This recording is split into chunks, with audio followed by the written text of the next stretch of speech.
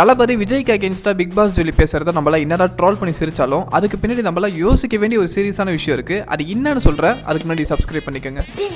First of all இந்த character இப்படி பேசுறதுக்கு பின்னாடி பெரிய விஷயம் இருக்கு. என்னன்னு கேட்டீங்கன்னா ஹியூமன் டிராஃபிக்கிங். ரீசெண்டா இவங்க பண்ண ஹியூமன் டிராஃபிக்கிங் பாத்தீங்கன்னா சோஷியல் மீடியால எக்ஸ்போஸ் ஆயிடுச்சு. இந்த இஷ்யூஸை பேஸ் பண்ண ஸ்கிரீன்ஷாட்ஸ் அண்ட் ஒரு சில ப்ரூஃப்லாம் வச்சு வீடியோஸ்லாம் போட்டிருந்தாங்க. எனக்கு ஒரு டவுட் இருக்கு. ஒரு சோஷியல் மீடியா கிரியேட்டர் போன் பேசிட்டு கார் ஓட்டதுக்கும் வீலிங் பண்ணி ஆக்சிடென்ட் ஆனதுக்கும் இமிடியேட்டா ரியாக்ட் பண்ண அரசாங்கம் ஏன் இப்ப ரியாக்ட் பண்ணல? எனக்கு புரியல. எப்படி எப்ஸ்டீன் ஃபைல்ஸை இந்த உலகம் மறக்கணும்னு ட்ரம்ப் ஈரான் மேல வார் பண்ணி டைவர்ட் பண்ணிட்டு இருக்காரோ, அதே மாதிரி தான் எக்ஸ்போஸ் ஆனது ஹியூமன் டிராஃபிக்கிங் விஷயத்தையும் மக்கள் மறக்கணுன்றதுக்காக தளபதி மாதிரி பெரிய இன்ஃப்ளூயன்ஸ் இருக்கிற பர்சனை பத்தி பேசினா மக்கள்லாம் மறந்துடுவாங்கன்னு நினைச்சு அக்கா பேசிக்கிட்டு இருக்காங்க. ஆனா யாருமே மறக்கல, கரெக்டா ஞாபகம் வச்சிருக்காங்க. இவங்களை விசாரிக்காம வெளியில விட்டதே தப்பு, இதுல தளபதிக்கு எதிராக பிரச்சாரம் வேற அப்படின்னு நான் சொல்லக்கா எல்லாரும் பேசிக்கிறாங்க.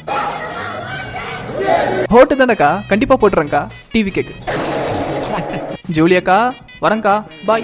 இன்னைக்கு விட்டு போதுமா?